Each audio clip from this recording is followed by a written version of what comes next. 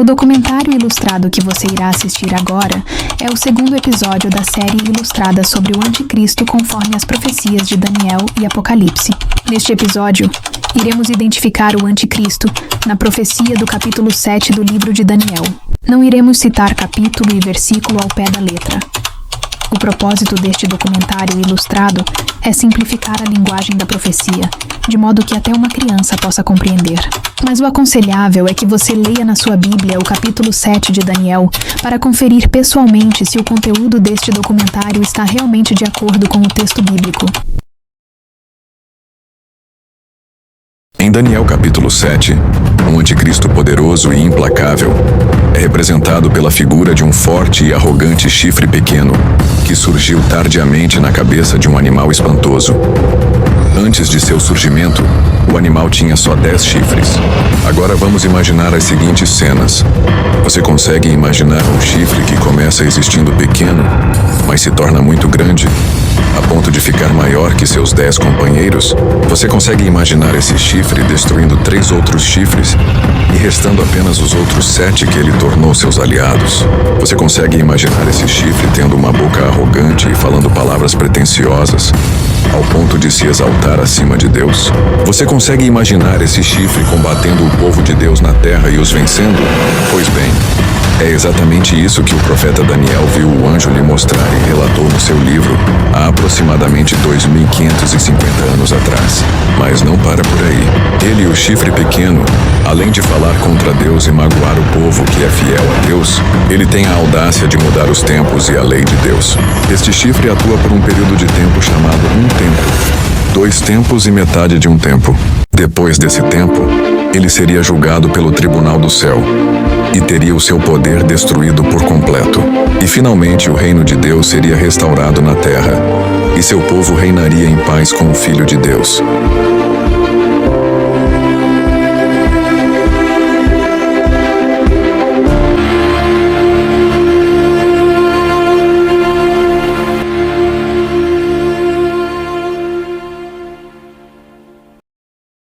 Agora vamos entender qual é a interpretação. E vamos descobrir quais detalhes da profecia já se cumpriram na história e quais ainda faltam se cumprir.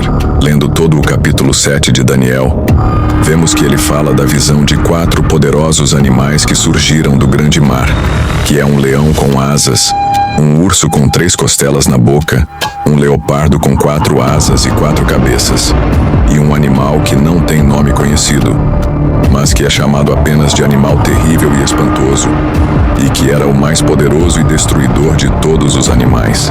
O anjo disse a Daniel que os 4 animais que ele viu seriam 4 reinos poderosos que dominariam a terra. Daniel ficou mais preocupado com o 4º animal, que era o mais terrível de todos, e por isso quis saber mais sobre o 4º animal. E quis saber também mais sobre o chifre pequeno, o qual era mais temível ainda que o próprio animal ao qual ele pertencia. Então o anjo disse a Daniel que o 4º animal, o qual era terrível e que tinha 10 chifres, seria o reino mais terrível da história da terra, que devoraria seus inimigos, e que os 10 chifres de sua cabeça seriam 10 reinos que surgiriam a partir dele. E o anjo continua dizendo que depois dos 10 reinos, apareceria um rei diferente, e que esse rei abateria a 3 reinos. E depois disto, esse rei atuaria contra Deus e o povo de Deus. Falaria palavras contra Deus, magoaria o povo de Deus, e mudaria os tempos e a lei de Deus, e teria permissão para atuar por 3 tempos e meio, ou seja, por 1260 dias.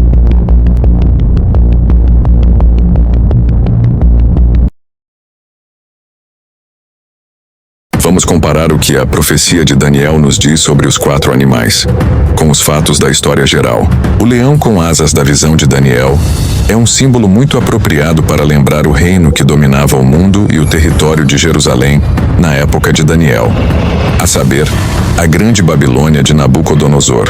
Até hoje pode ser visto nas ruínas de Babilônia o resto de uma estátua de um leão com asas. O urso com 3 costelas na boca representa o Império da Medo-Pérsia, que venceu a Babilônia e passou a dominar o mundo.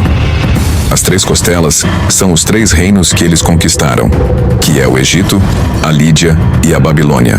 O leopardo com 4 asas e 4 cabeças representa o reino que venceu os persas, a saber, a Grécia. As 4 cabeças representam os 4 generais que dividiram a Grécia em 4 reinos, após a morte de Alexandre Magno. Agora, o animal que era o mais terrível de todos, que veio depois destes 3 grandes reinos que dominaram o mundo, foi o grande e terrível Império Romano. As unhas e dentes de ferro do animal, que eram as armas que esse monstro usava para destruir os seus inimigos, coincidem com o que os próprios livros de história geral falam de Roma, quando dizem que Roma foi a monarquia de ferro. Eles dominavam muito bem o ferro, fazendo poderosas armas desse metal. Mas Roma chegou ao seu fim, quando os 10 povos que juntos formavam um reino unificado se separaram por meio de guerras internas. Então, vem a fase dos 10 chifres da profecia, que são os povos bárbaros que dividiram Roma em 10 reinos após a sua queda. No meio destes 10 reinos, surgiu um poder político diferente. Esse poder político, e também poder religioso, que surgiu nessa época, influenciou a destruição de 3 dos 10 reinos bárbaros.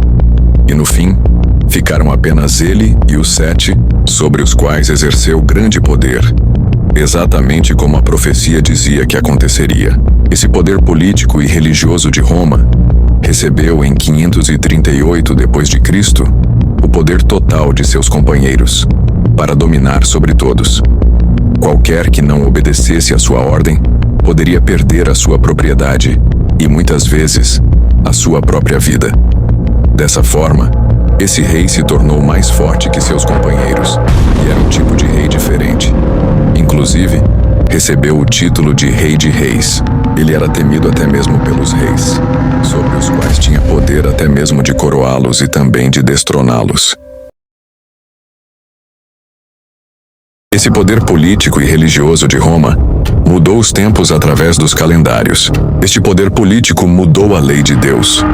Compare os 10 mandamentos da Bíblia com os 10 mandamentos do Catecismo, e você verá com seus próprios olhos como ele fez isso. Ele faz alegações de si mesmo que a Bíblia chama de blasfêmia. Ele alega ser santíssimo e infalível, coisa que só Deus é, e ninguém mais é. Ele alega ser divino na terra, substituto de Cristo. Tem como título Vicarius Filii Dei, que significa Vigário Filho de Deus. O que seria mais anticristo que isso? Ele tomou para si o direito de fazer leis em nome de Deus e julgar de acordo com as suas próprias leis. Esse poder político e religioso de Roma perseguiu ferozmente as pessoas que eram fiéis aos mandamentos de Deus, e elas foram obrigadas a fugir para as cavernas e montanhas para sobreviver. Apesar de seu grande poder exercido durante a Idade Média, chegou o tempo desse poder político religioso ser golpeado de morte, quando Napoleão Bonaparte prendeu o Papa, acabando com todos os seus poderes temporais, o qual por muito tempo foi exercido sobre reis e povos. A sua supremacia no mundo é reconhecida pela história como sendo a Idade das Trevas. E ela, em tese, durou 1260 anos, lembrando os 1260 dias da profecia de Daniel, que fala de um tempo, 2 tempos e metade de um tempo.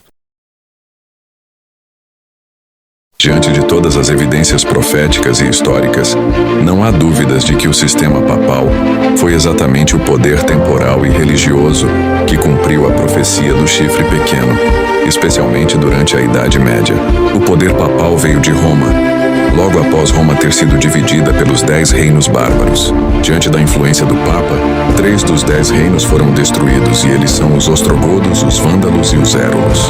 O Papa perseguiu, matou e excomungou todas as pessoas que, por causa da palavra de Deus, se recusaram a aceitar a sua falsa autoridade e seus falsos ensinos. O Papa audaciosamente mudou a lei de Deus, removendo o 2º mandamento, o qual proíbe a adoração de imagens, e também mudou o 4º mandamento, que ordena a guarda do sábado. E em seu lugar, estabeleceu o domingo e dias de festa. Sua supremacia durou 1260 anos. Começou em 538 d.C., com o decreto do imperador Justiniano, e terminou em 1798 com a prisão do Papa Pio VI. E quanto à promessa do futuro reino do Filho de Deus e de seu povo, ainda não se cumpriu, mas em breve, muito em breve, se cumprirá, e estaremos para sempre com ele, em paz e segurança eterna.